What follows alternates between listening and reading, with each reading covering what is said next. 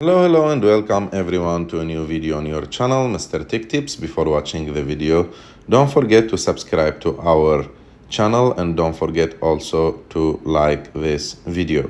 In today's video, I will show you how to change Netflix age restrictions. So to do this, it's very simple. You have just to go open your Netflix account. After that, click on My Netflix.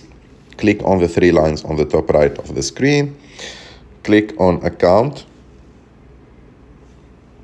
Click on the link on the top, netflix.com/more. Click Continue. Click Manage and enter your email and password. Click Sign In. And after that, click View All Settings. And here, go to Adjust Parental Controls.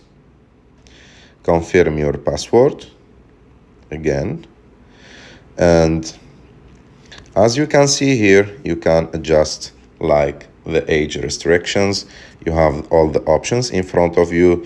If you put like +18, this account or this profile will see all type of content. +16, it will be limited to +16 content. And also it's the same for +13, +10, +7 and all. I hope that you like this video. If you like this video, don't forget to subscribe to our channel, to like this video, and see you in the